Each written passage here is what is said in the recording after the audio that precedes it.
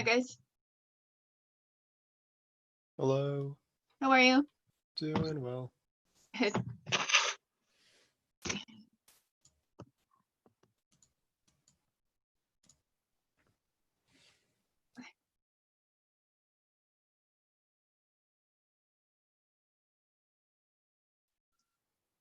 Just get everybody in here.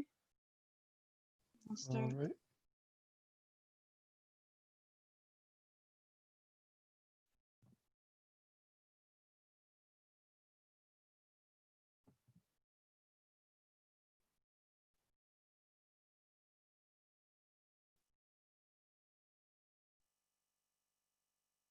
You guys all ready to do math bright and early this morning? Yeah, totally. Okay,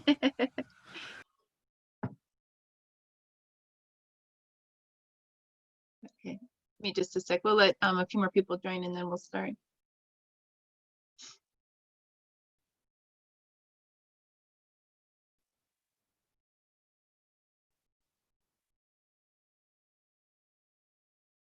Okay.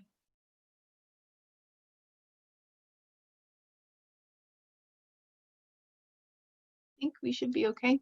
All right, just some administrative stuff. Don't forget, this Thursday we've got homework due, a homework set that's posted up online on our new assignment page.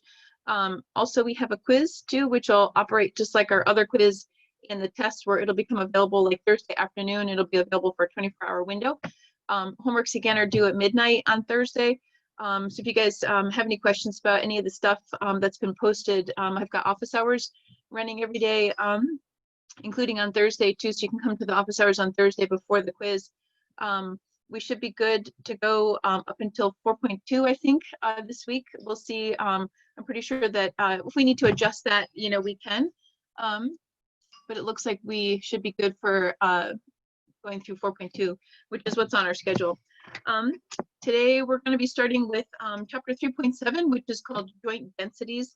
I'm going to talk about discrete densities as we work through it, and then I'm going to launch into continuous joint densities. Before I go into all the details on the continuous densities, I'm going to take a step back and do a quick review of double integration. And I'm sorry that it's a quick review. I know Calculus 2 is a prerequisite for this class. Calculus 3 is where we teach double integration, which is why I'm going to spend some time working through some examples and kind of giving you guys some ideas on the double integrals. It is a part of the course, so if you haven't had double integrals before or you haven't had Calculus 3 before, that's kind of why I'm doing the review on it. So we'll try to step it through so it makes sense, and you should be able to go ahead and do the examples and do the homework problems based on the stuff that we're teaching here, but it also may help to take a look at how do you actually do things. When we get to this stuff, I'll talk about, there's an online website that I'll post a link on our Blackboard page too for how you get there. That it's a 3D surface plotter, so you can type in what the equation is, the XY equation, and what the ranges of values are for the X and the Y, and then it'll plot it for you so that you can get a visual. I think we're accustomed to just seeing things in the XY plane, but when you do double integrals, you've got now X, Y, and Z that you're working with. And you want to be able to kind of visualize, just to kind of see what do these things look like. There's a great online program. It's pretty rudimentary, but it does give you a good feeling for like, what do these things look like? So I'll post that. I'll talk about it when we get to it, and then I'll also post it online too onto our Blackboard page so that you guys can see it.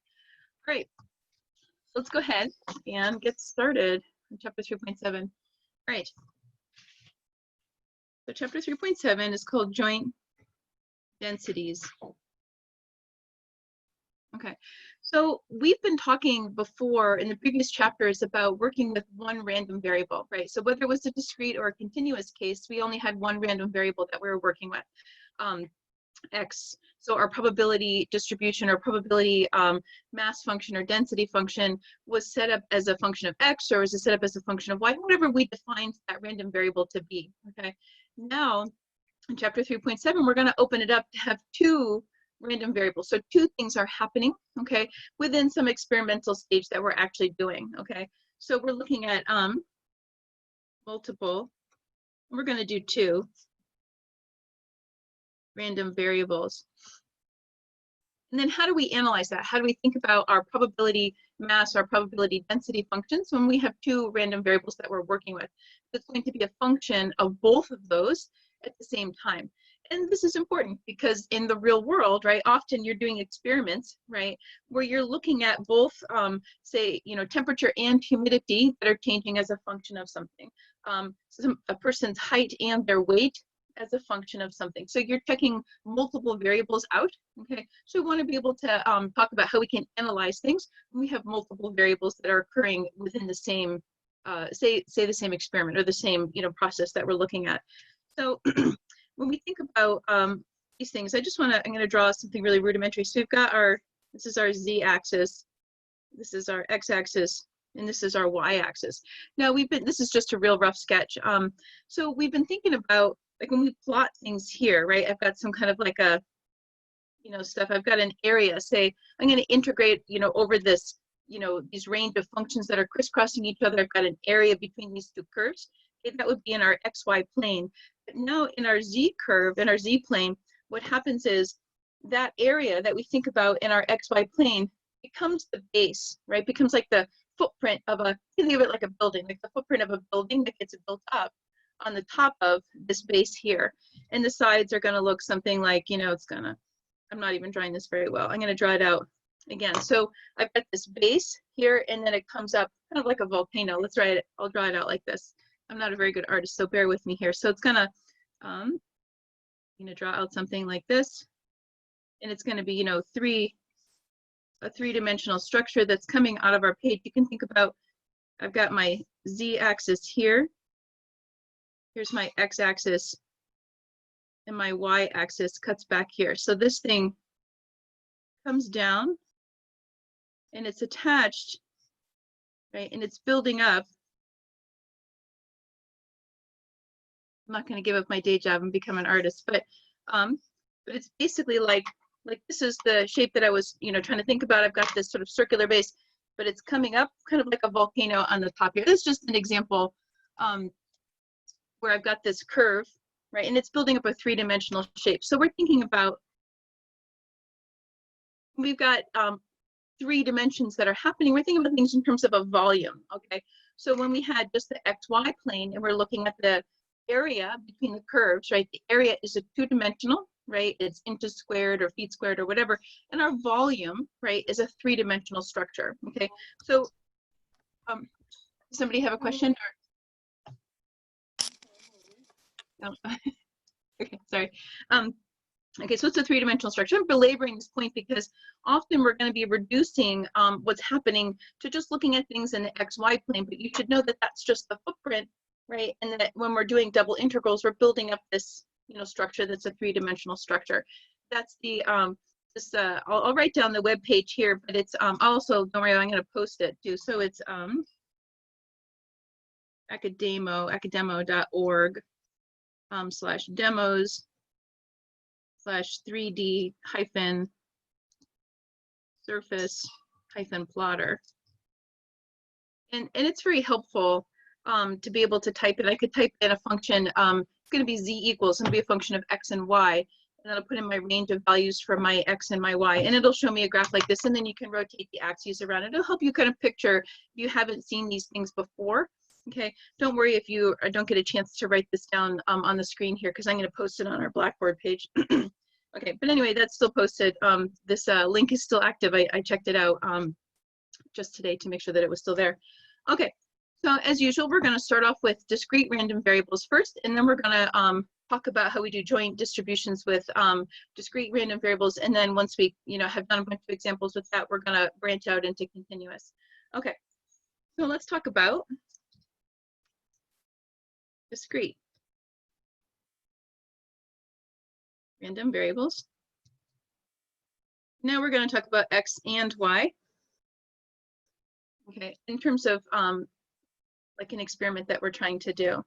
Okay, so when I talk about, I've got these 2 random variables, x and y. Now I'm going to have like a range of values that, say, my random variable x can take on. Right, I'll call that R. sub x, right? That's my range of, before when we built up our probability mass functions, we had our k listing, right? When this was like of the probability that x could equal to k. So all of those range of values that we posted for k, that's what we're going to list right here. So this is going to be x sub 1, x sub 2, x sub 3, so on and so forth, all the way down to x sub n, right? So we've got n different entities in there, right? The range of values values that y can take on, we'll call it r sub y. This would be capital Y. R sub y equals y sub 1, y sub 2, so on and so forth, up to y sub m, right? Notice that x and m, x and y can have different amounts of values, right? These are two different random variables, so it doesn't make sense to constrain them and to say that they have to have the same number of values within their range. So x could have 3, y could have 10, or vice versa. It doesn't matter. Okay? They can have different values within different quantities within their range. Okay, so now we're going to start thinking about, sorry, I'm going to move my camera down here.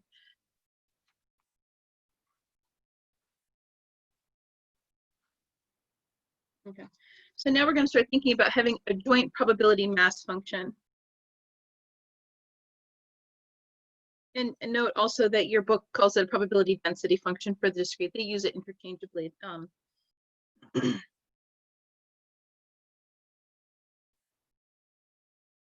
Okay, so it's joint between the two of these. So we'll call it H. It's just what we're calling this function. It's a function of two variables, x and y. So this is the probability that our random variable x can take on any value x, comma, but the comma in this case also means and. The probability that our random variable y can take on any value y, okay? And what this means is that within our function, we've got x sub I and then y sub j, okay, because they could have different quantities within their values here, which is the probability that x is going to equal x sub I and y is going to equal y sub j. Okay, so that's what we're trying to think about when we do our probability mass function. Okay, we've got all these different values, right? These x sub i's come from our range of values, okay, within the possible values that our random variable x can take on. Y sub j comes from our range of values for y, possible values that our random variable y could take on. Okay. Like we talked about before with the probability mass functions, these probabilities, y sub j, need to be positive, okay, or they can be 0 or positive. Give me a sec. Okay. Also, I'm going to sum up I equals 1 to m. I'm going to sum up j equals 1 to n. Oops, sorry, I did that backwards. This is n and m. Okay, and then I'm going to go h sub x sub I, y sub j. Okay. And when I sum up all of these probabilities across both x and y, it should sum to 1. It's a good cross-check. Did you make a mistake when you were figuring out what your probabilities were? Did they sum to 1? When we work through examples, we'll show our tables and we'll show how they're going to be summing to 1 and what you need to think about, because I've got these two different things that are happening here now. Okay. So we've got our joint distribution that talks about these two random variables, how they're interacting with each other. Okay. But I also need to be able to separate them. Let me give you guys a second to finish with that. I need to separate them into what we call our marginal distributions. Okay, these marginal distributions represent the probability mass function for x and the probability mass function for y. Okay, so I need to be able to take my joint one and pull it apart into its pieces, which is just representing x and just representing y. Okay, so let's talk about that.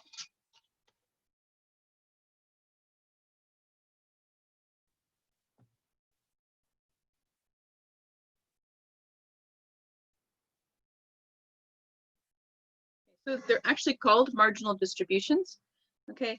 And this is the probability mass function, and it'll be density function when we get to continuous probability mass or density function of each individual random variable x and then y. Okay, so 1 for x, 1 for y. I'm going to have 1 for each. Okay, so we'll say for our random variable x,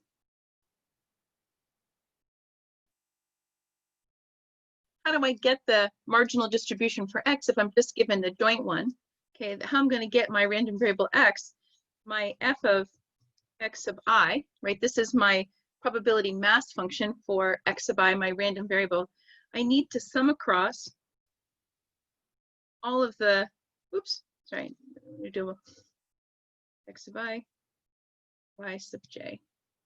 Okay, this is j. So what happens is we're going to sum, this is our probability mass function, summed across all of the y values in order to get j. Probability mass function of x, which is summed with respect to y. We'll see when I go through examples, it'll make more sense. I'm putting it in words now so you can see what it means, and then we'll go through examples so you can see how it actually works. So to get x, I have to look at, for each value of x, I have to sum it across y. For the next value of x, I'm going to sum it across y, okay? The same thing's going to happen for y. So for our random variable y, okay, to get our probability mass function for our random variable y, this is going to be f of y sub j. We're going to sum I equals 1 to n h I y sub j. Okay, so we're taking our probability mass function for y and we're summing it with respect to x.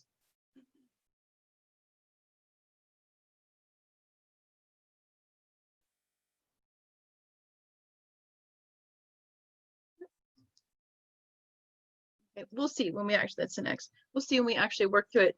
What am I talking about here and how does that work? Okay, to go through examples.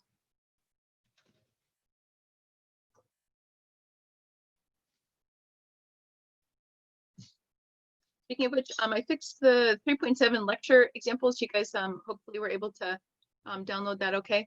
Put the other one up online yesterday. Okay. So I'm going to take a look at example 1, okay, which is this one right here. So we've got two random variables, x and y, and we're given the joint probability mass function. We want to find a bunch of different things that are going on here. So we want to find the probability that when x equals 0, y is less than or equal to 1. We want to find our marginal probability mass functions. So that means I want to find the probability mass function of x. I want to find the probability mass function for y, given the joint one. And we want to find the probability that when y equals 1, given that x is equal to 0. And we want to find out are x and y independent of each other.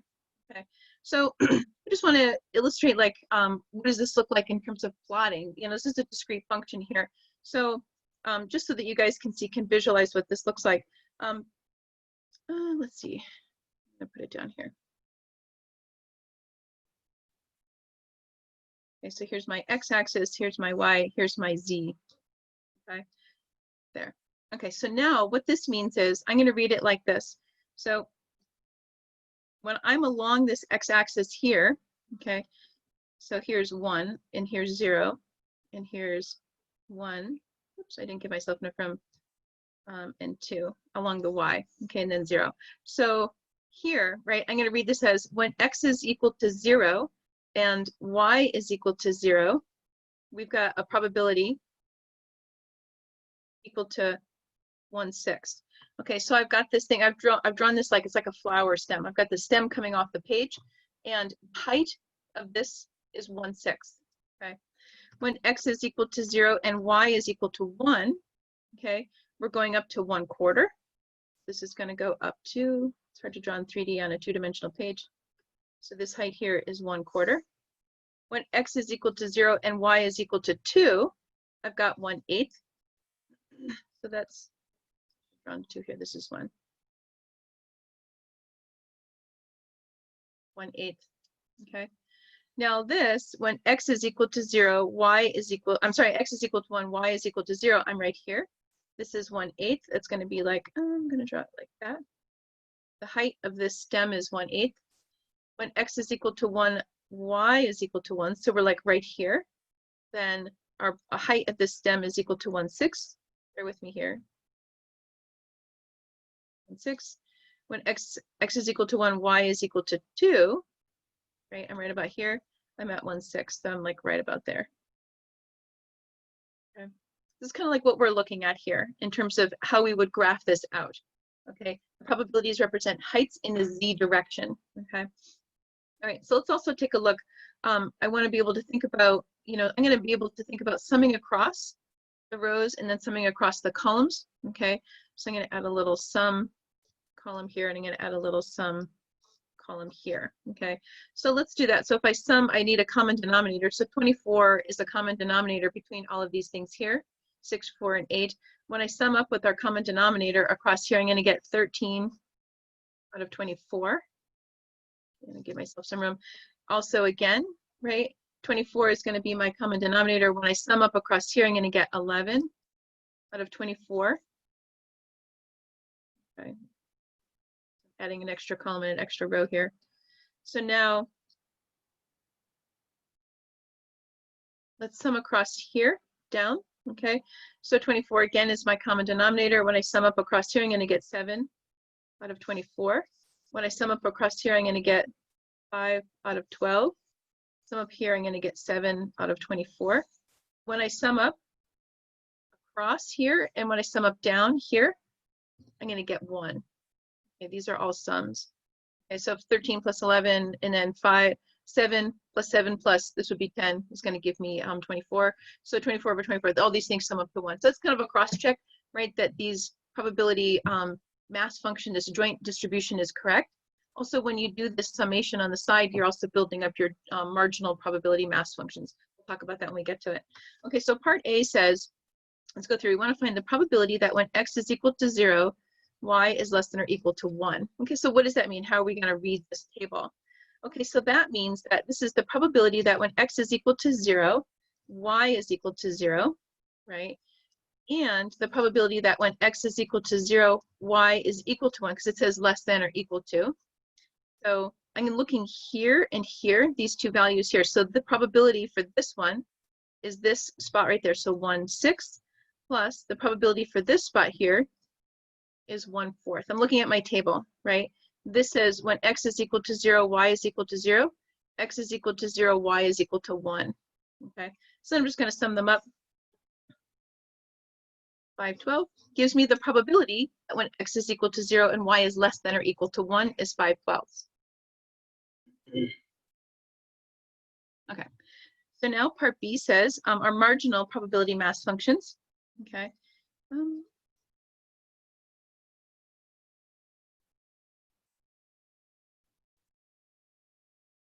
Okay, so our marginal probability mass functions, we actually did it when we summed these things up. Okay, so what we have to do is we have to think about these values. When x is equal to 0, I'm going to sum it up. When when x is equal to 1, I'm going to sum it up. Then when y is equal to 0, y is equal to 1, y is equal to 2. It's going to give me my individual probability mass functions. So first, let me just break it out so you can see the process. So the range of x values are 0 and 1. The range of y values are 0, 1, and 2. Okay, kind of like I'm talking about like what's my possible, this isn't a sample space idea, but it's like, what are my possible values for those things? So now the probability of x when it's equal to 0 is like this. Probability of when x is equal to 0, y is equal to 0, that's 1/6, plus the probability x is equal to 0, y is equal to 1, that's 1/4, plus the probability when x is equal to 0, y is equal to 2, that's 1/8. I'm getting these all from the table right here. See what I'm doing? When x is equal to 0, I'm summing across this row here, and I'm going to get 13 out of 24. Okay. Now I'm going to do it again for probability when x is equal to 1. When x is equal to 1. So it's going to be probability x is equal to 1, y is equal to 0. That I'm reading from my table is 1/8. Plus the probability when x is equal to 1, y is equal to 1. That's 1/6. Plus the probability when x is equal to 1, y is equal to 2. This is 1/6. Okay, I'm reading these all from the table. I'm summing it across. When I do this, I get 11/24. Okay. now, I mean, we put this into our table here. We did that little sum when we summed it across here and we summed it across here. That was actually building up our probability marginal functions there. Okay, so I can put those, we'll put those together into a function for x, but we're done with x. Let's go on to y, and then we'll build up our overall function. Okay, so now the probability, we're gonna do the same thing for y. So now it's gonna be probability of y. Okay, so when y is equal to 0, we're gonna take a look at, this is the probability x is equal to 0, y is equal to 0, plus the probability x is equal to 1, y is equal to 0. What I'm doing is I'm summing these values here down the column. Across, I'm like, this is summing with respect to x. So I'm looking at holding the value of y constant, and I'm summing across all the x values. Okay, so this is going to be 1/6 plus 1/8, and that was equal to 7 out of 24. We do the next, sorry, can't see that. We're going to do the next couple ones. So that probability of y equal to 1, which is the probability that x is equal to 0, y equals 1, plus the probability x is equal to 1, y is equal to 1. Okay, so I'm following out my table again. So this one's going to be 1/4 plus 1/6, and that was equal to 5/12. We'll do the next one.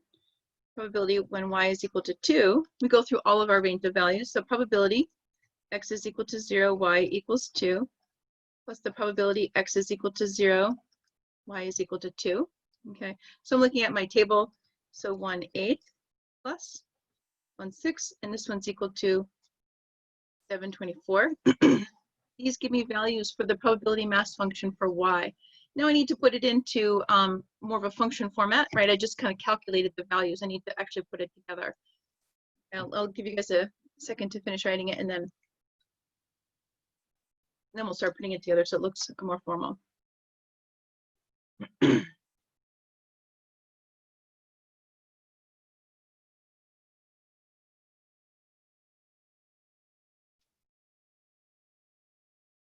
Don't worry if you haven't caught it all. I'm going to post these notes later. So I'm going to put these together.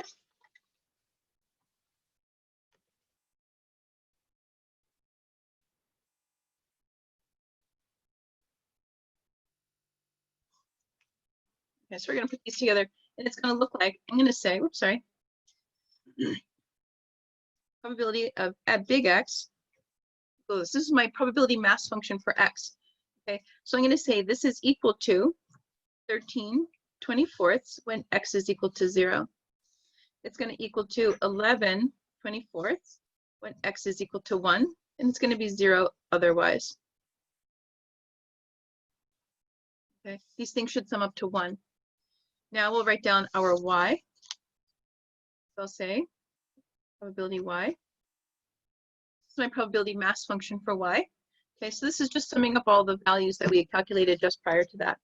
So this is going to be, say, 7/24 when y equals 0. This will be 5/12 when y equals 1. 7/24 when y equals 2, and 0 otherwise.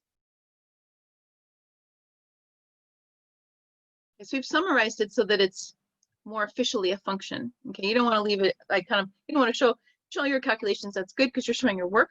Okay, I went through all that steps so that you could see it.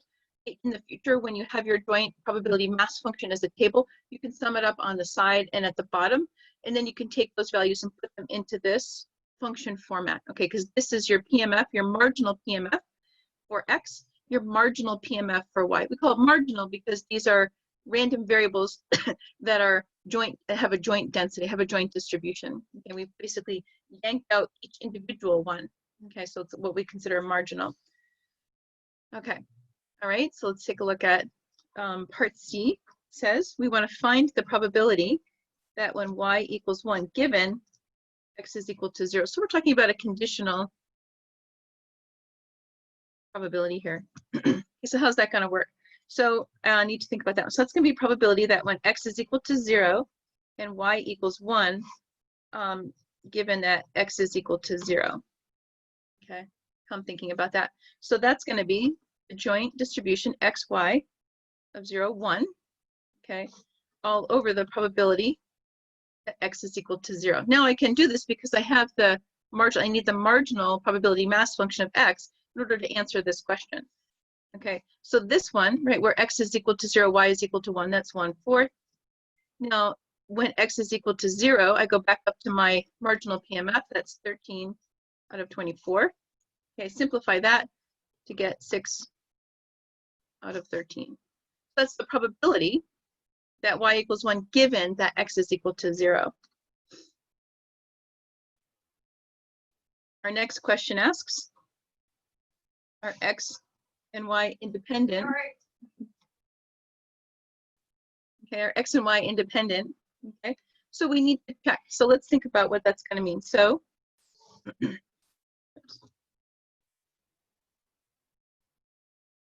we have to check. It's basically going to be probability that x is equal to x sub I and y equals y sub j, which is going to be equal to the probability that x is equal to x sub I times the probability that y is equal to y sub j. Right, this is our independence, right? Are the individuals, right, equal to this? And then we have to do this for all I and j. It's kind of cumbersome, right? But the minute you find one that makes it fail, then you're done. You don't have to show it if it all fails. Okay, but we already know y equals 1 given x is equal to 0 is equal to 6 out of 13. Okay, so this is not equal to the probability that y equals 1. So if they were independent, right, it wouldn't matter, right?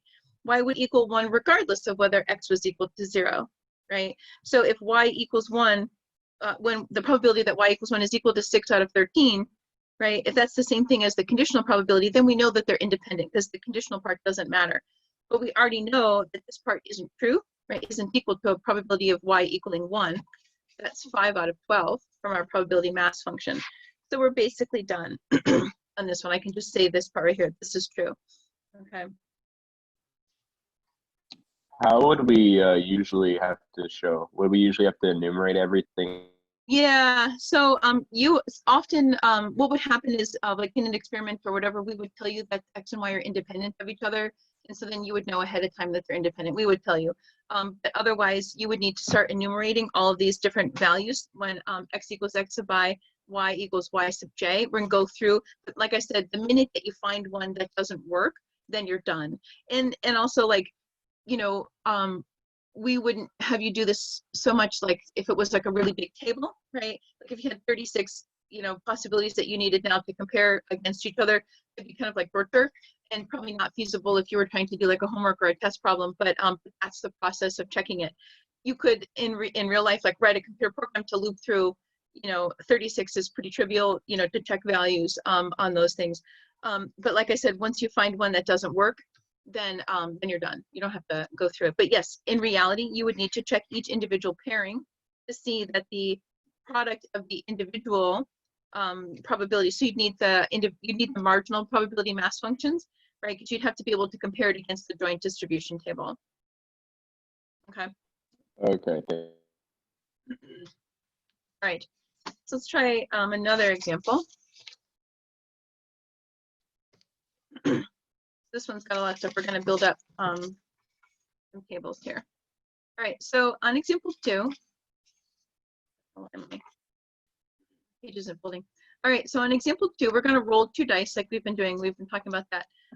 We're going to define x as the random variable of the count of the number on the dice is greater than or equal to 3. So which is basically like how many of the faces are greater than or equal to 3, okay? Y is the random variable for the maximum of the 2 faces showing. So we want to build up our joint probability mass function. We want to find the marginal probability mass function. Okay, so first off, what we want to do is I'm going to create 2 separate tables, one for x to satisfy x, one to satisfy y, and then from there we're going to create our joint table, and then from there we're going to sum up to create our to be able to pull apart our marginal probability mass function. Okay, so let's think about first with our random variable x. So with x, I'm going to have, I've got die 1 and I've got die 2, say for example. It doesn't really matter how you set it up. I'm going to say 1, 2, 3, 4, 5, 6. Here I can have 1, 2, 3, 4, 5, 6. Okay.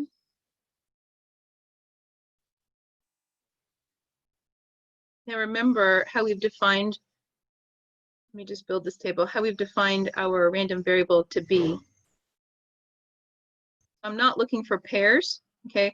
I'm going to start satisfying what my random variable is defined as, okay? So this says x is our random variable for the number of faces that are greater than or equal to 3. So if I roll a 1 on die 1 and a 1 on die 2, that means I have 0 faces that are greater than or equal to 3. If I roll a 2 on die 1 and a 1 on die 2, I have 0 faces that are greater than or equal to 3. Same thing for these two here, okay? Now, if I roll a 3 on die 1 and a 1 on die 1, the number of faces that are greater than or equal is 1, okay? If I roll a 4, 5, or 6 here, same thing if I roll here, okay? Because I'm rolling a 3, 4, 5, or 6 and a 2, 3, 4, 5, or 6 and a 1, that means I only have one face that's greater than or equal to 3. Okay, if I roll a 3 here on die 2, but a 1 on die 1, I'm going to get a 1, 1. Same thing for these.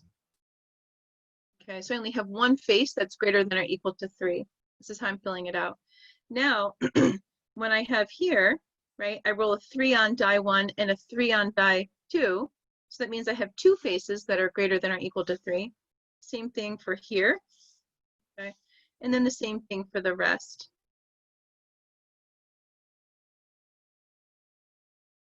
Essentially, I have only 2 dice, right?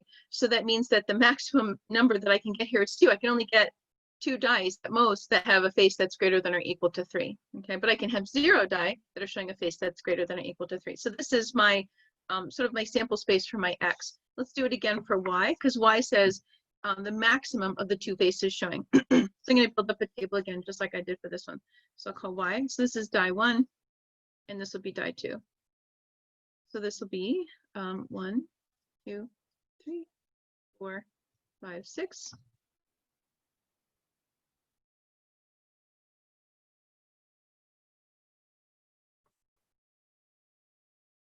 Okay.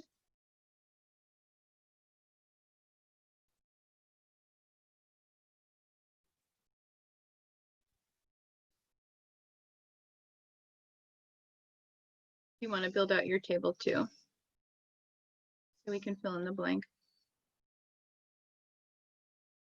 So let's satisfy it.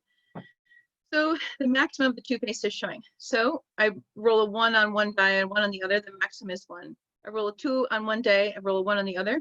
Right, a 3 on one day and a 1 on the other. 4 on one day, 5 and a 6. Okay. I roll a 1 on one die and a 2 on the other.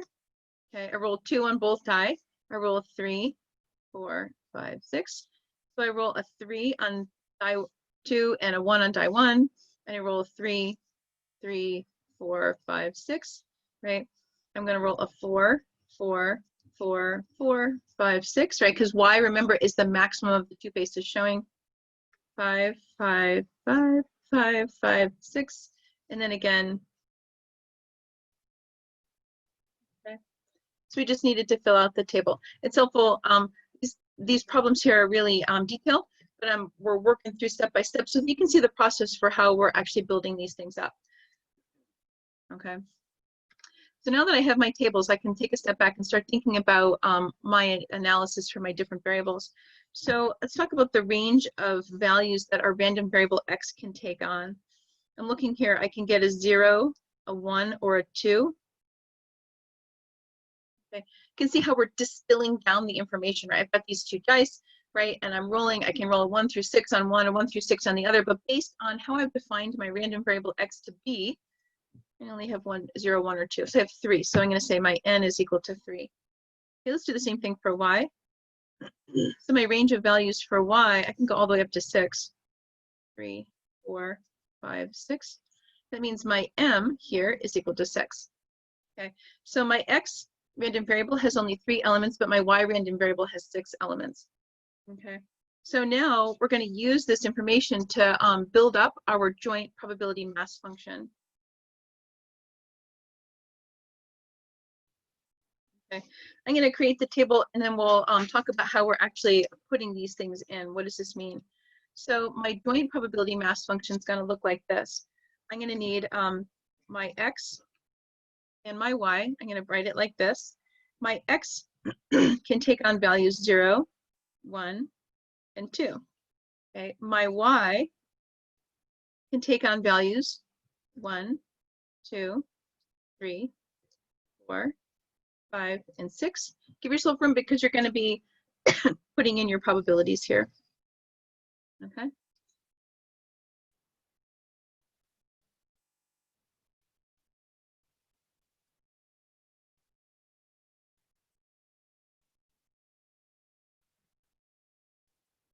And what I'm going to do is I'm also going to add a column and a row for the sums. This is actually where I'm going to be getting my marginal probability mass functions. So I'm going to add a sum here. So this sum represents the sum across all the columns, okay? And then this sum down here is going to represent the sum across the rows.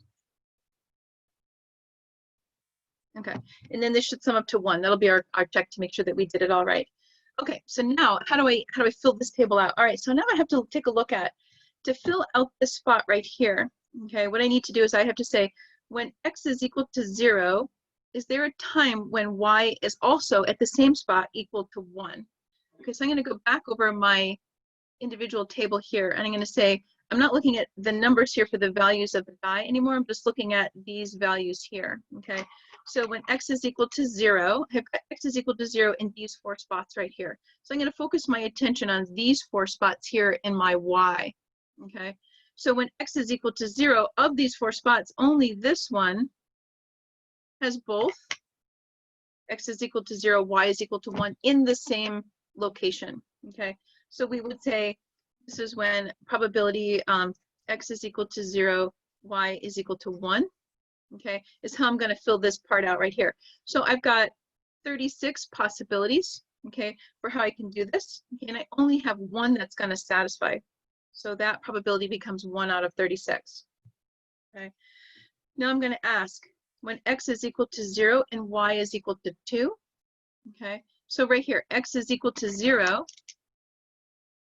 in these 4 spots, and y is equal to 2 in those same overlapping spots, okay? So probability that when x is equal to 0, y is equal to 2, okay? I've got 3 that are overlapping each other. So the probability here becomes 3 out of 36. When x is equal to 0, y is equal to 3 doesn't happen, right? So when y is equal to 3, x is equal to 1. Okay, so I don't have any more when x is equal to 0. So all the rest of these probabilities are 0. Okay, I'm going to sum up across here 1 plus 2. This is 4 out of 36. Okay, I'm going to do the same thing for the rest of the table. So I'm going to take a look when x is equal to 1, y is equal to 1. Right, so I'm looking at it like this. X is going to equal 1 here and here. And then y is only equaling 1 here at that one little spot. So that means this is a 0. Okay. When x is equal 1, y equals 2. Okay. So I'm looking here in these spots. There's no 2 in those spots there, so that's equal to 0. Okay. When x is equal to 1, y is equal to 3. Oh, like I've got these 2, and I've got these 2. Okay. Which makes it, my probability is 4 out of 36. Okay. When x is equal to 1, y is equal to 4, I'm going to start filling it out. 4 out of 36, 5. 4 out of 36, y equals 6. 4 out of 36. So I'm going to sum these up. 16 out of 36. Okay. So we're looking for overlap between these two tables here because it's a joint probability mass function. Okay, so now again, when x is equal to 2, y is equal to 1. X is equal to, y is equal to 2. When x is equal to, y is equal to 3, I've got 1. When x is equal to, y is equal to 4, I have a 5. 5 of them, and then 6, I've got 7. Okay, I'm going to sum these up across, and I'm going to get 16 out of 36. Okay, all right. Now I'm going to sum up down this way to build up my sum column on this here. So 1 plus 0 plus 0, so this is 1 out of 36. 3 out of 36, 5 out of 36, 7 out of 36, 9 out of 36, 11 out of 36. Okay, now if I sum up across here, so I'm going to go 16 plus 16 plus 4, that's going to give me 36 out of 36, right? And I sum up all of these numbers here in the numerator, they all have the same denominator. It's going to sum to 1. That's a good cross check. Did I add up all these probabilities right? Did I do this correctly? Now, just so you know, this set here, okay, is our probability mass function for x, okay? Because this is when x is equal to 0, our probability is 4 out of 36. When x is equal to 1, our probability is 16 out of 36. These values here represent our probability mass function for y, okay? So you can actually create your probability mass functions from your joint PMF table. I like to do that with the extra sums off on the side. So let's put that in actually like a function form because we're asked to find the marginal probability mass functions. Okay, so I'm going to do my f of x, and it's going to look like this, right? I'm going to say it's 4 out of 36 when x is equal to 0. It's 16 out of 36 when x is equal to 1. It's 16 out of 36 when x is equal to 2, and it's 0 otherwise. Okay, all I did was take it off of our sum column and put it into more of a function format. Let's do the same thing for the y. So you can do the same thing here. So it's 1 out of 36 when y equals 1. It's 3 out of 36 when y equals 2. It's 5 out of 36 when y equals 3. 7 out of 36 when y equals 4. I'm reading it from the table. 9 out of 36 when y equals 5. And 11 out of 36 when y equals 6, and 0 otherwise. Can you combine, can you say like x1 comma 2, 16 out of 36? You should know. You should specify it separately. Don't try to be clever about it because your function is going to look like this. You can think about it. Sorry, that should be an x. It's equals to. Think about it like a piecewise function, right? Where I'm defining what my function is. My probability is this when x is equal. It's a discrete, right? So you know, we did this with continuous and it looked more like a piecewise function. You should think about this as a piecewise function too. So don't try to be creative and say it's 16 out of 36 when x equals 1 and 2. Okay. Separate it out separately like this, okay, in a format like that. Okay. It's how things are represented.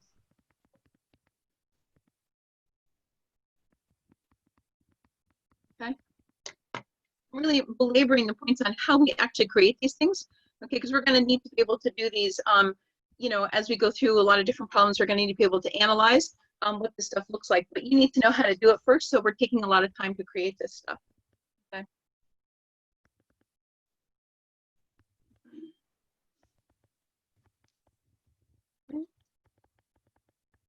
Right. Okay, so example 3, let's see, example 3. So example 3, we're actually given our joint probability mass function. We're not told to build it here, okay? And we're told to find all these different values here, right? And I left the sums blank so that we can do that ourselves and then just to confirm that this is true. We can build up our own marginal PMFs so that we can see, you know, just so we have practice doing that.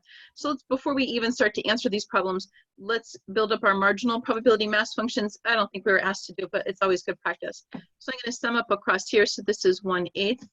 I'll sum up across here 3/8, and then across here 3/8, and then this is 1/8, and then down 1/8. I'm going to sum up here 4/8. I'm leaving it as 4/8. I'm not going to try to simplify it because I know I'm going to add things up. 2/8. You can simplify it if you want.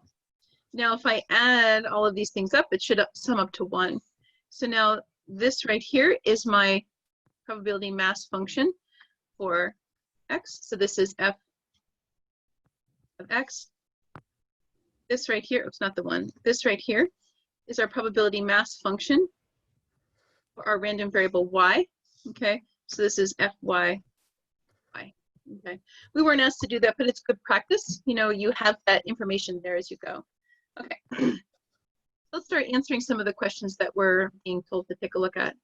Sorry. Okay. A says the probability that x is less than or equal to 2 and y is equal to 1. Okay, so this is my x column, right? And these are my y values. Okay, so x is going to be less than or equal to 2. So I'm going to look at all these values here and up. No, and I have to restrict it. So I'm just looking at where y is equal to 1. So I'm looking at these values right here. I'm reading the table to help me with that. So let's write it out. So this is going to be probability that x is less than or equal to 2, y is equal to 1 is going to equal to probability that x is equal to 2, y is equal to 1. Right here, this is 1/4 plus x is equal, this is probability, x is equal to 1, y is equal to 1, right? Which is right here, 1/8, plus the probability that x is equal to 0, y is equal to 1, right? And I'm looking right here, this is 0. Okay, I just read it off the table. Okay, x changes, y does not. I'm going to add these up. The total probability here is 3/8. Okay, so we're reading it off of our table. Right? Part B says probability x is less than or equal to 2, y is less than or equal to 1. So now what we've done is, right, we said x is less than or equal to 2, which means I'm looking at all the values from here up. And now I'm going to go y is less than or equal to 1. So I'm going to look at all the values here over. So I'm looking at summing up all of these values here as part of my table. These are all the values where y is less than or equal to 1. These are all the values where x is less than or equal to 2.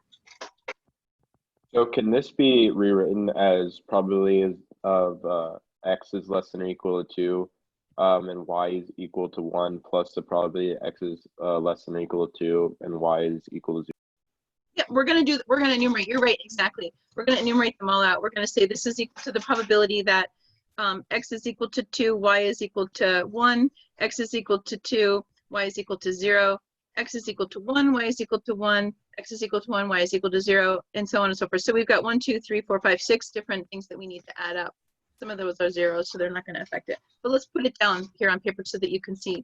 So this is going to equal to the probability that x is equal to 2, y is equal to 1. This is, I think, what you were just asking. And yes, you can write it like this. This is the longhand. This is our shorthand. This is, we're writing out, this is what it means, right? So plus the probability, x is equal to 1, y is equal to 1, plus the probability, x is equal to 0, y is equal to 1, plus the probability, x is equal to 1, y is equal to 0, plus the probability, x is equal to 0, y is equal to 0. Okay, so I'm going to sum all these up. So this is 1/4 plus 1/8 plus 0 plus 0 plus 0 plus 1/8. And I got that was equal to 4/8, which is 1/2. Okay, so I'm summing up 1, 2, 3, 4. Oh, did I skip one? X is equal to 2, y is equal to 1. Oh, yeah, I guess I did. X is equal to 2, y is equal to 0. That's going to be 0. Let's see, plus probability x is equal to 2, y is equal to 0. That's a 0. X is equal to 1, y is equal to 1, x is equal to 0, y is equal to 1, x is equal to 1, y is equal to 0, x is equal to 0, y is equal to 0. Okay, so we're trying to sum up all those different elements in there. Okay, part C is the probability that x is less than or equal to 2, y is less, oops, sorry, y is greater than or equal to 1. Okay.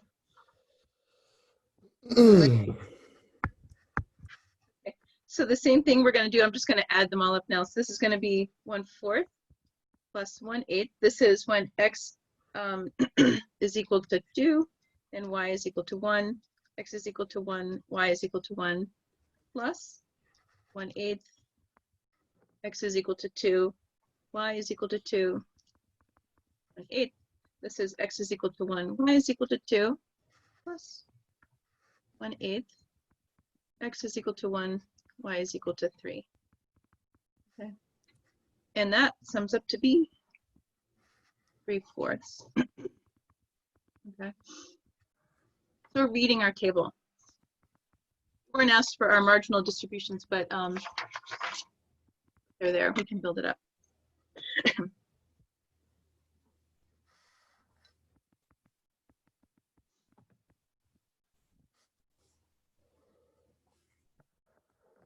Give you guys a minute to take that in.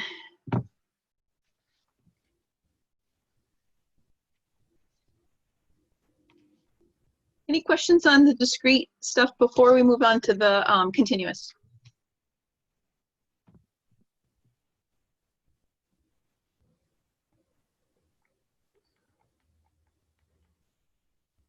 Okay. I know it's a lot to take in. You guys maybe need some time to kind of think about it. I encourage you to take a look at the homework problems so that hopefully it'll start to sift when you're working these things through. Okay. Continuous random variables are going to be really similar to the, in concept, to the discrete ones. The math for how we sum things up is different, right? Because with continuous, we now need to sum things up using integration. Okay, now that we have two random variables that we're working with, we're doing a double integration to sum up across x to sum across y. Okay. All right.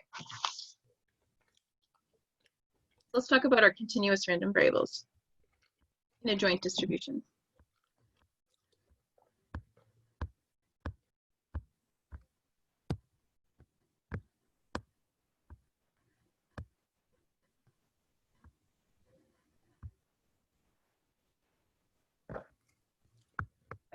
So our continuous random variables in a joint distribution. So we call this a joint probability density function.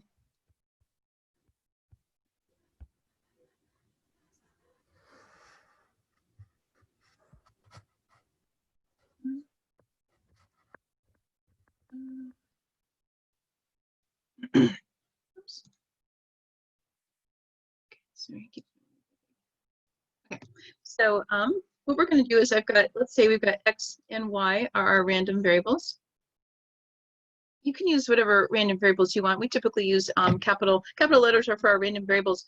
You can use any random variables you want. We typically tend to stick with x and y just because, you know, they're the most common to think about. Okay, so now our PDF, our probability density function, right, is going to look like this. We've got f of x, y. It's a function now of two variables. Okay. For all of our values of x and y, right, the probabilities, right, the sum has to be positive. Okay, just like we did with our discrete, right, all these probabilities need to be positive. Okay, now when I go to think about my integrals across the whole range of values, this here I'm talking about across all values, all possible values, but really as we get into it, right, we're going to be narrowing this range down because our PDF has to be defined so that the sum of all these values is equal to 1.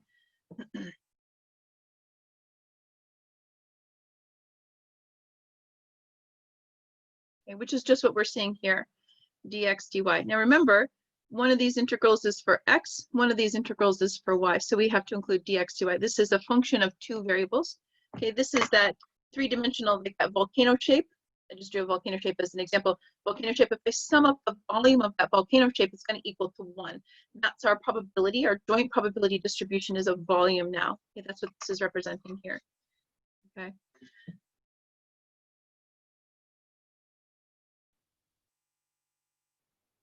So the sum of all of our probabilities has to be equal to 1. So let's talk about our domain. Our domain is defined to be where the joint probability density function is non-zero. And it's assumed to be 0 elsewhere, right? We want these values, right, so that our total sum of probabilities sum to 1.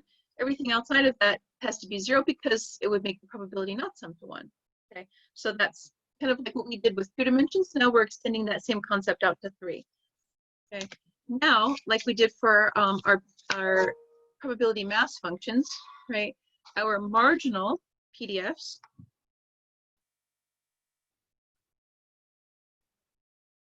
are calculated the same way, right? I have to sum to get the x, I have to sum across y. To get the y, I have to sum across x. Can you move the paper up a tiny bit so we can see this? Like this. Yeah, thank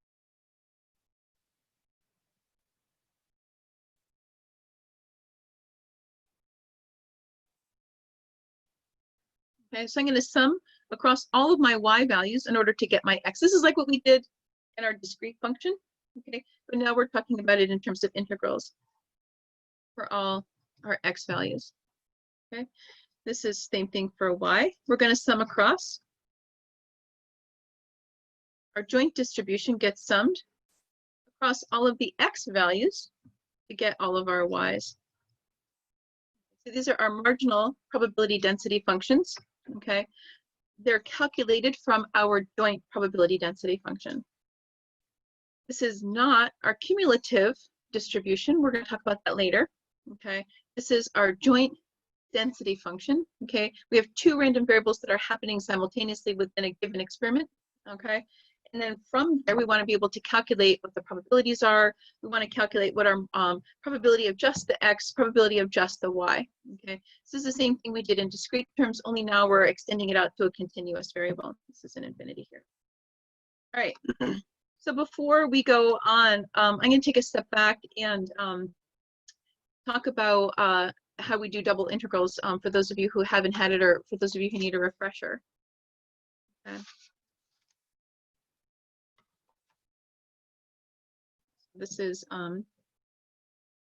multivariable integration review. It's a very brief review. Okay, it's not intended, obviously, to teach you how to do this. It's just kind of a review to give you some skills if you haven't seen it before. I encourage you, if you haven't seen this before and you want to gain the knowledge on it, then to go, find some resources. Calculus 3 book. If you have that from when you took Calculus 2, you should have had your Calculus 3 book. It's going to teach you some skills about that. Perhaps Khan Academy or other online resources could also teach you too. But this is just meant as a review and to kind of give you some basic skills to be able to work with it. Okay, so there are different ways of handling multiple integrations. So first we're going to talk about what we think of as a vertical approach. Okay, so I'm going to draw out here. So this is my x-axis. This is my y-axis. Now remember, when we're doing this, I have a z-axis that's coming out from the page like this.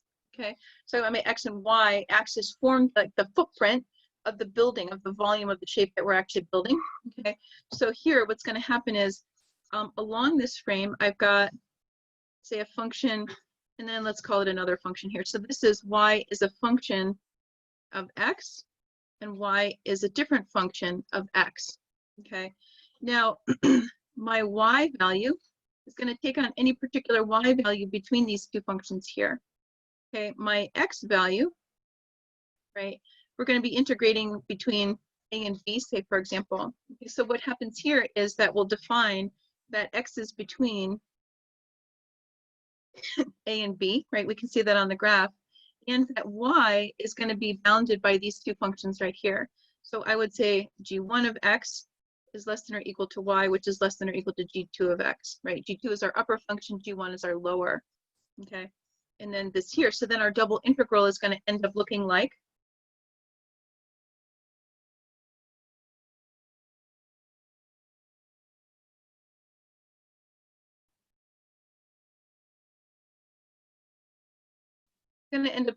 this, where I have this function that has both variables x and y in it.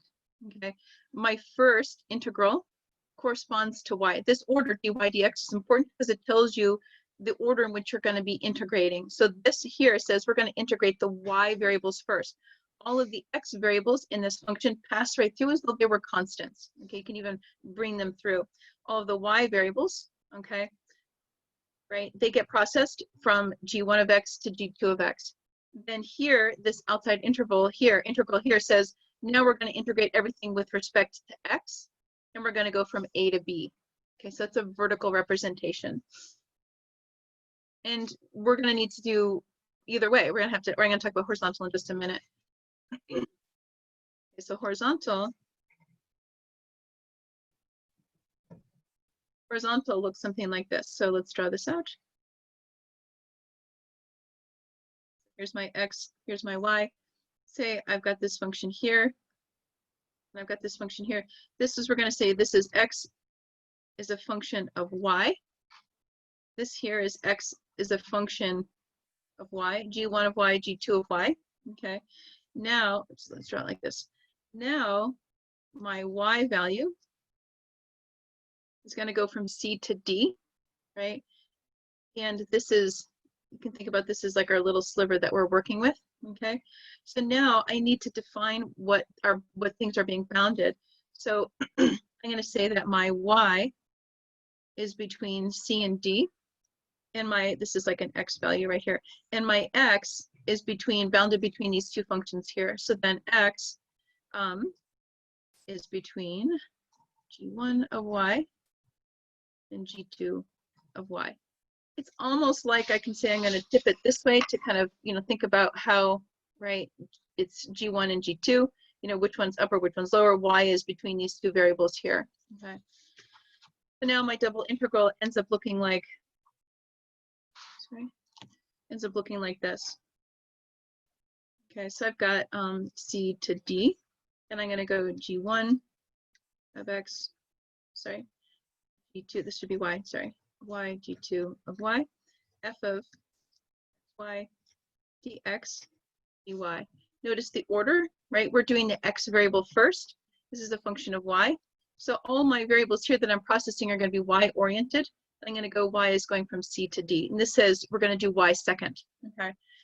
Really high-level overview, really quick. We're going to go through a couple examples for the multivariable review so that you can see how this is actually working.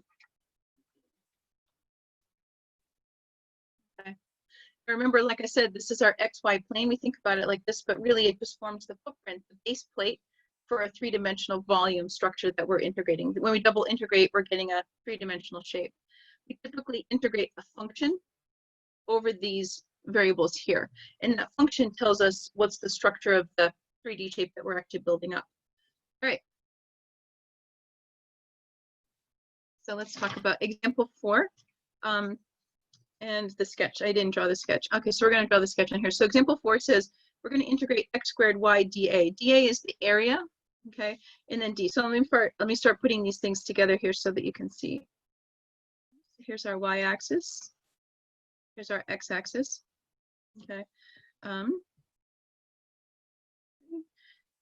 Let's do it like this. This function is y equals radical x, and then this function gonna come down like, I'm not gonna draw this very well. Y equals 1 over x. Okay, and then we're basically looking at our x values, right, are going to happen here. So I think, probably going a vertical approach is going to be a good one, just based on how this looks. Okay, so we're going to be looking at, we're going to go shaded area here. Let me draw this in pencil. This shaded area here from 1 to 3 is going to become like our base plate, right? So this kind of like a shape, and that's going to be the base plate of whatever structure x squared y is going to actually build up around it. Okay, so now, right, this is kind of, let's see, I think vertical is going to be our best approach. So let's write that down. So then x is going to be between 1 and 3, and our y, right, is going to be between these two functions here. So it looks like 1 over x and radical x are going to form the bounds for our y. Okay, which means I'm going to set up my integral like this. I'm going to go from 1 to 3. That's my x. And I'm going to go from 1 over x to radical x in my y. And I'm integrating the function x squared y dy dx. Okay. So I'm going to do the y values first. So I don't have to worry. This isn't integration by parts or anything, funky like that, because this x squared doesn't get processed until this integral. So x squared is counted as like a coefficient for my y variable. Okay, it doesn't really have much effect. So I'm going to use the power rule on the y dy when I go to integrate that. So I still have 1 to 3. I've got my x squared that just passed through. I'm going to evaluate that now. My power rule says I've got y squared over 2. I'm going to evaluate that from 1 over x to radical x. okay? Which means this is going to look like 1 to 3 x squared times 1/2, that's the 1/2 that comes from here. This is radical x squared minus 1 over x squared, okay? And this is all dx. Whoops, sorry, I'm running out of space here. And there's a dx right in there, okay? Because we still have to process this integral right there. All right, so now let's distribute these terms to both of these, right? So this radical x squared is just x, okay? So kind of keep that in mind. So then after I distribute it, what I'm looking at is, I'll take out the 1/2, so I've got 1 to 3. So I've got x cubed, right? So I took out the 1/2. So x squared times x gives me x cubed. There's a dx minus, that's from here. Okay, so this is also a 1/2 from 1 to 3. Now here I have an x squared times a 1 over x squared. So this just gives me a 1 dx. You don't have to write the 1, and I'm just showing you where it comes from. Okay, so now I'm just going to do power roll on all of these things here. So this is 1/2 times 1/4 x to the 4th, evaluated from 1 to 3, minus, right? I've got 1/2 x evaluated from 1 to 3. And then I just do fundamental theorem of calculus on both of these here. And I'm basically going to get, this is 10 minus 1, which is equal to 9. Okay, so 9 is the volume of this shape here. So this is the foot plate, right? And we're building up this shape that comes up in the top here, okay? And 9 cubic units is the volume of that shape. That's what this represents right here.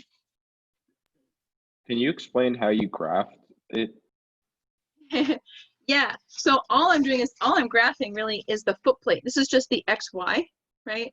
And then the xy coordinates. So this, if you can think about it like, we're thinking about our xy plane, and I've got this, radical x and then the 1 over x here, right? And I'm graphing from, 1 to 3, right? Now this, you can imagine that shape, that kind of like a fish head shape, right? Becomes like, imagine if you've got a building that's got that funny shape and then the building comes up on top of it. Okay? Only the structure of a building, instead of being like a rectangular structure, it's got an x squared y structure, which kind of like actually curves up in the x direction like a parabola, but then goes straight up in the y. This is where that that web page that I wrote down at the beginning of the class, which I'll post online on our Blackboard page, can really help you be able to visualize so that you can kind of see like, what does that actually look like as a three-dimensional structure, three-dimensional graph. And then 9 is the volume of that shape as we go from 1 to 3, and then we're going to go up to, wherever. Where did the rad x and 1 over x come from? So it came from, so it said where is the region shown in the sketch. Now, this is the sketch right here. So I'm defining it for you. I gave you the base plate of the building. It's not something that you could have told, like if I just gave you this and told you to solve it, I didn't give you enough information. So you would need stuff in order to do that. So D is the region shown here. That's this region right here that I've shaded in pencil. I just couldn't draw this, in the example page, on the lecture examples. So you'll have to draw it out. Okay.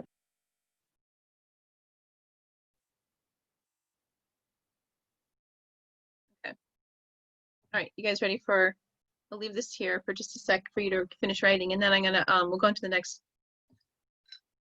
example.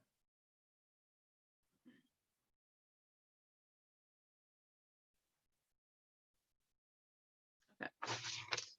All right, so our next example, this is again where I'm going to draw out like what the sketch is going to be so that you can see what the ranges are. When we get to our probabilities, we'll talk about what things are going to look like. So DA, so let's draw this out. So this is going to look like, here's our x-axis, here's our y. Now remember, there's a z-axis that's coming out from the page that forms the structure that this function is defining, okay? So this is 2 here, and then this is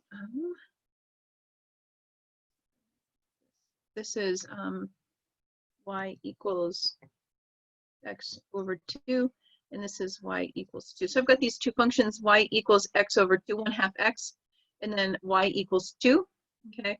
And then I've got this range here that's happening, okay? And then this is my x value, okay? So now, and then I'm going to take this function, e to the y squared.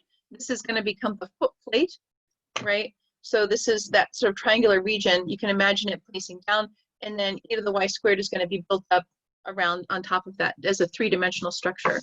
So let's think about how this is going to look. So I'm going to start mapping things out. So my x value is going to go from 0 to 4, okay?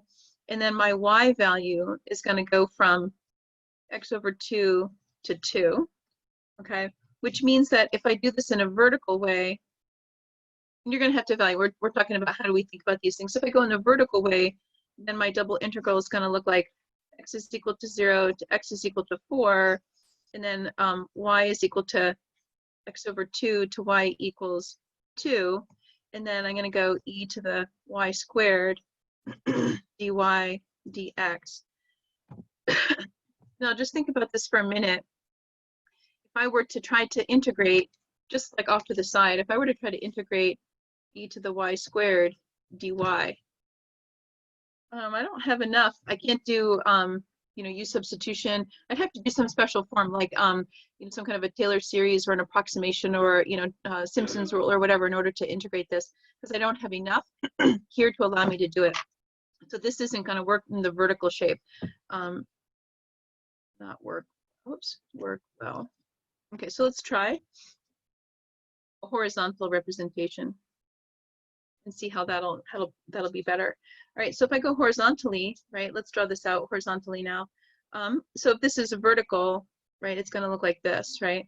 But now, if I go horizontally, I'm looking this way as a horizontal, and then now I need to redefine things in terms of functions of x. I'll see if I can do that in a different color.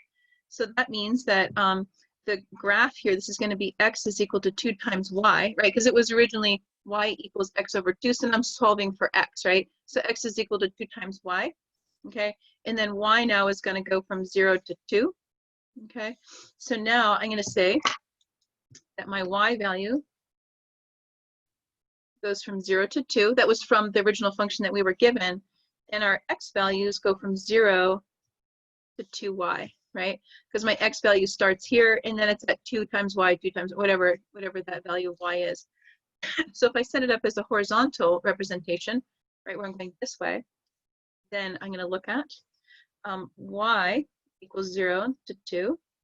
I'm going to say x equals 0 to 2 times y. And if I plug this in, I'm going to get e to the y squared dx dy, which means this whole function, this is a function of y, that whole function just passes through this first integral as like a coefficient, okay? And then my only power rule is just I have 1 times dx that I'm going to be integrating. So let's go ahead and try it. Horizontal looks better. Better to integrate.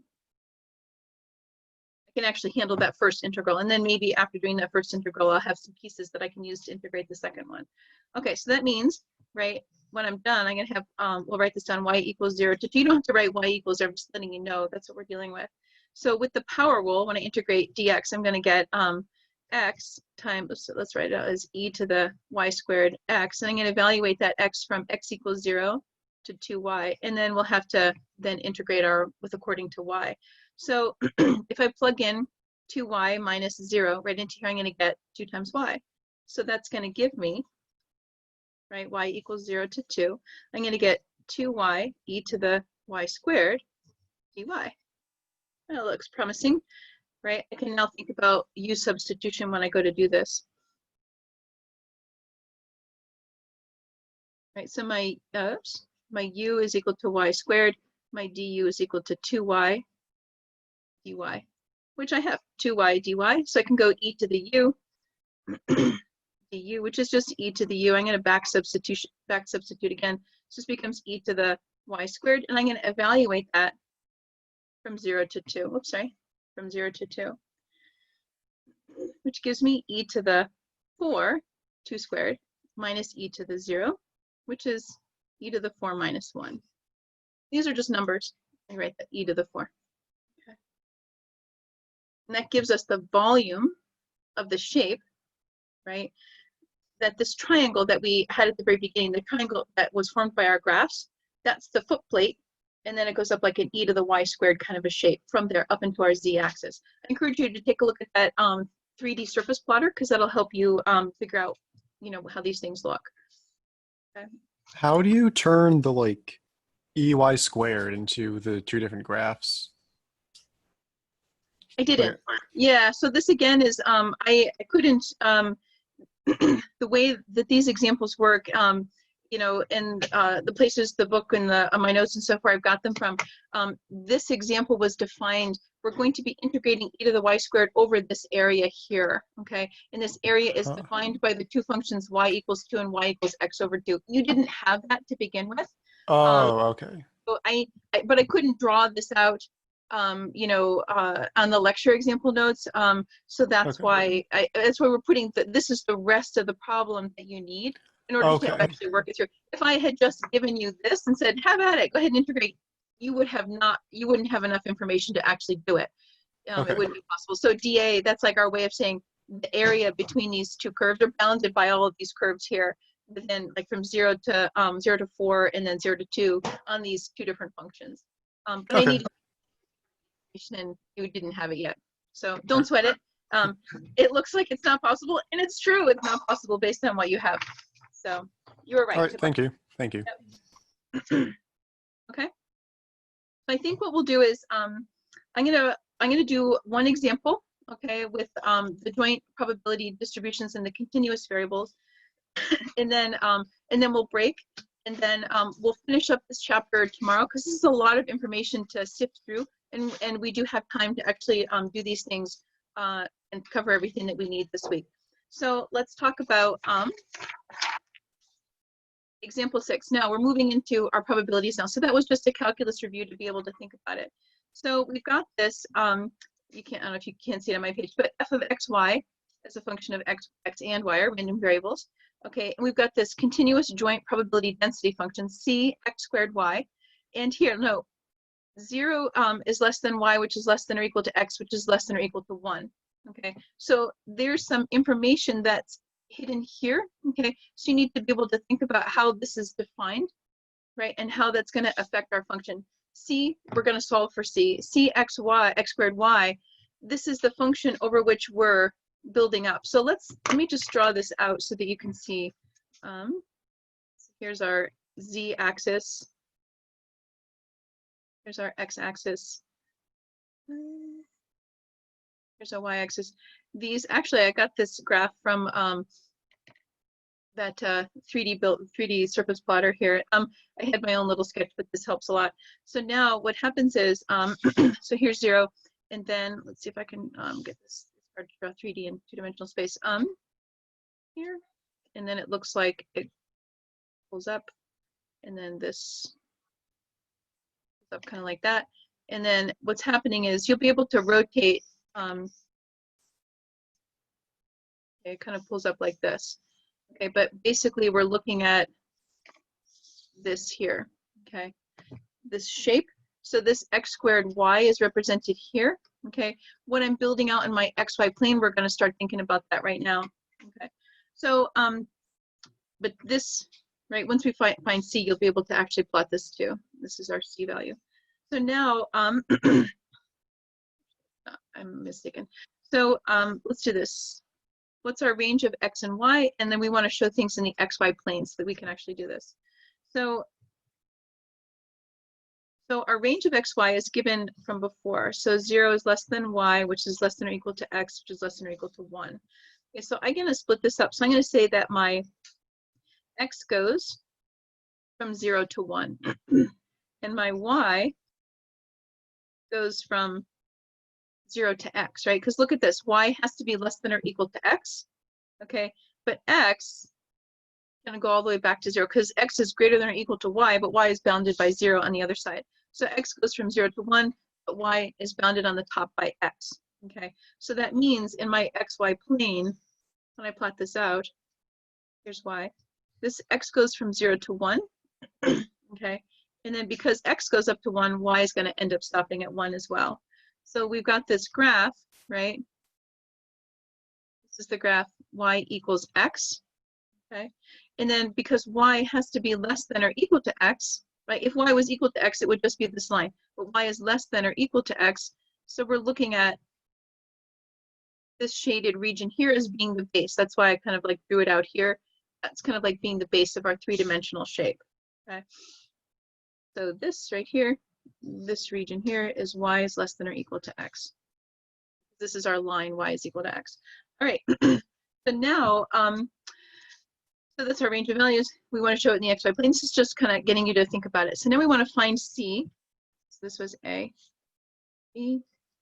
Find our value of c. So remember, c is a coefficient, c x squared y. Now, c is the coefficient that's going to make it so that when we sum up this volume, it's going to be equal to 1 because we're given our joint probability density function. So that means I can say 1 is equal to, right, remember, sum across all the values. I'm just going to write the generic formula first, and then we'll go in depth for our particular function, dx dy. And I just put dx dy just out of habit. You can decide when you work through these which one's easier to work with first. Okay.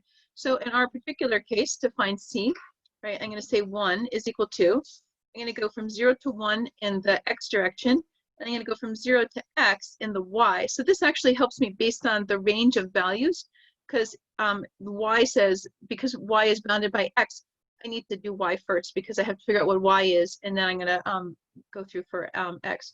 So c x squared y dy dx. Okay, so now we do the double integral. So that's gonna, I'm just gonna split out so you can see, so 0, 1. So c x squared, I can even put in my little dx here, and I've got 0 to x y dy, right? So now I need to process this integral first. This doesn't say process each and then multiply it. This is our order. We're gonna do this one first, and then we're gonna integrate all of this as a function here. I'm just writing this out so you can see how things are working through. Okay, so now this is gonna go from 0 to 1, c x squared.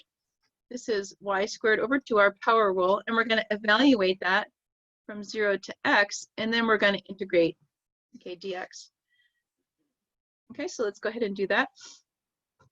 So 1 is equal to 0 to 1 c x squared. Now, when I plug in x and 0, I'm going to get x squared over 2 dx, right? So I've got x squared times x squared. So this is equal to c over 2, right? C is just a constant, so it's 2. This is x to the 4th dx. So now I get to do power rule on that. So I'm going to go, this is c over 2 times, right, 2 times 5, because I've got, I'm raising it to the 5th power, so c over 10, x to the 5th, and we're going to evaluate that from 0 to 1, and that has to be equal to 1. So this becomes c over 10 equals 1, which means that c is equal to 10. Okay, this is the value of our coefficient that will give us a joint probability sum. The total joint probability is going to sum up to 1. Remember, we need to, all the probabilities need to sum to 1. So this coefficient here will guarantee that that's going to happen. Okay, any other coefficient, it'll either be greater than 1 or less than 1. It won't sum up. So this coefficient will make that happen. All right. So with that, now we need to think about our marginal probability density functions. Okay. Give you guys a second, and then we'll start on those.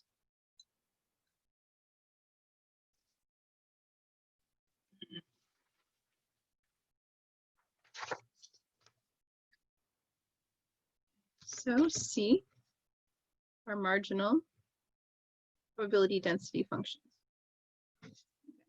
So I have to take my joint density function. I have to sum it dx. I have to take my joint density function and sum it dy. Okay. So now my range of x values and my range of y values are the same. Okay, both of them go from 0 to 1, and that's because x goes from 0 to 1 and y goes from 0 to x. Okay. So now let's take a look. So we're going to go from 0 to 1 over the x values. So I'm going to say my marginal for my x, right? Remember when we do this, I'll write out the generic formula first, is taking our joint and then summing it across the y. To get our x, remember we did that, right? When I on my discrete function, right, I had x equals 0, y equals 1, 2, 3, 4, and I summed it. This is exactly what we're doing. Okay, so we're going to do this for all of our x values. Okay, so now let's plug it in for our specific. So this one goes from 0 to x. I'm going to go 10 x squared y dy. Okay, so this is going to give me 10 x squared y squared over 2 from 0 to x. Okay, and this is going to make f of x equal to, right, 5 x to the 4th when x is between 0 and 1 and 0 otherwise. I need a function here. I'm not looking for a value. I'm not looking for a volume. I'm looking for a function. Y goes from 0 to x. Okay, so this gives me my marginal probability density function for x. All right, let's do this for y. It's a lot of work for these functions, but we're learning. Okay, so then for y, okay, so this is not a lambda, that's an x. All right, so this says, okay, we're going to integrate. I'll do our generic function first. We're going to integrate across all of our x values. Okay, so now let's plug in what we have. This one says our y value starts, our x values start at y, and they go to 1.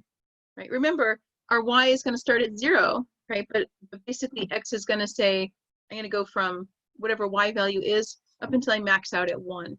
Okay, so this is going to be our joint distribution 10x squared y dx. Okay, which is going to give me 10y x cubed over 3, evaluated from y to 1.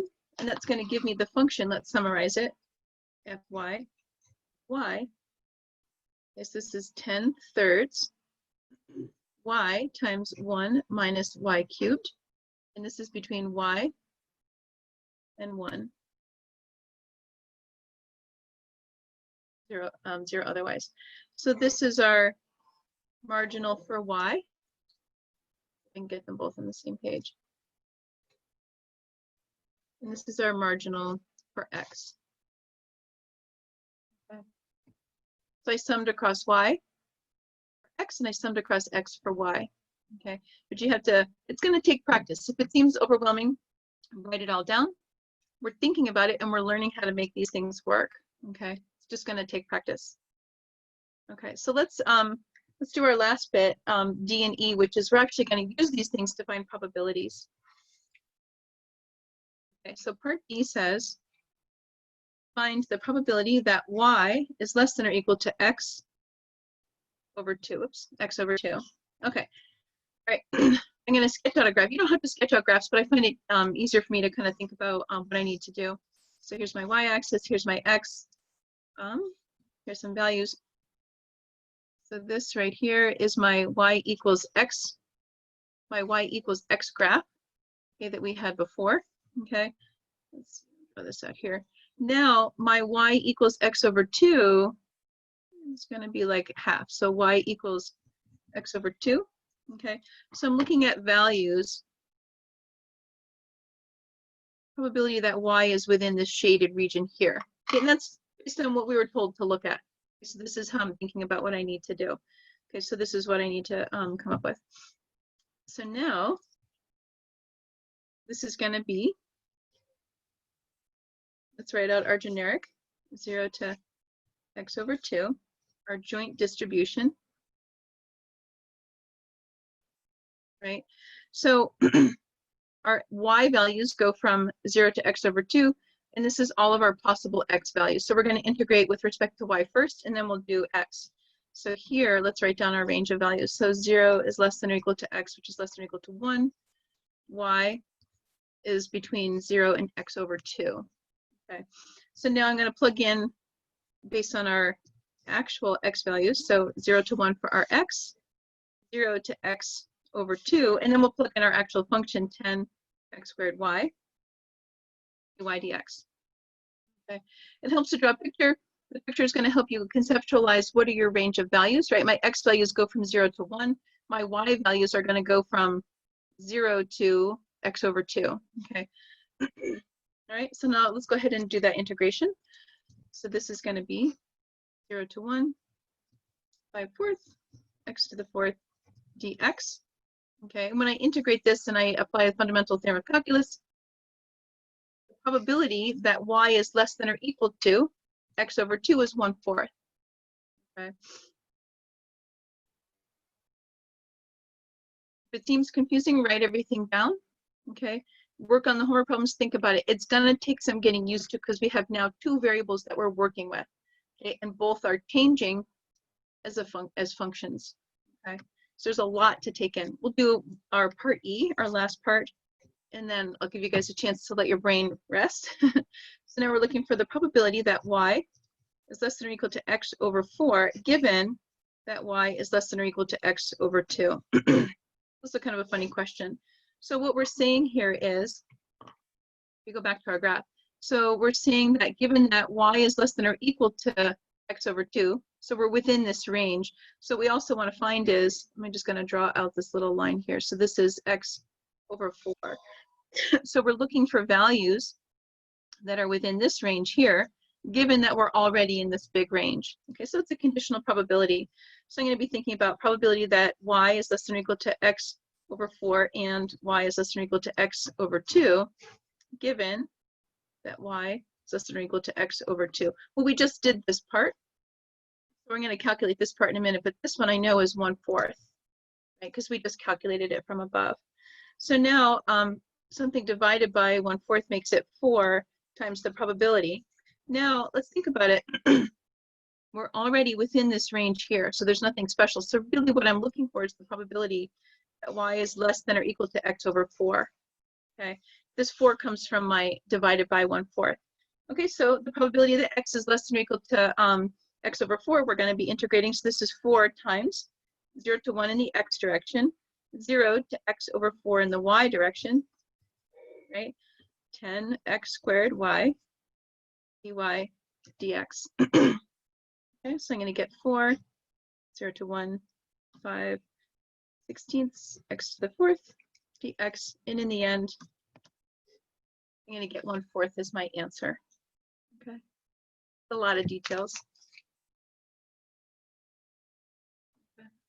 But I'm going to stop there because I think that's like a lot to take in, and then we'll finish up chapter 3.7 tomorrow, and then we'll move on to chapter 3.9 tomorrow. Okay. If you guys have any questions on homework or other stuff, if you want to come to office hours, I'll be happy to talk to you then. Okay. Thank you. Thank you. Bye, guys. Have a great day. Bye.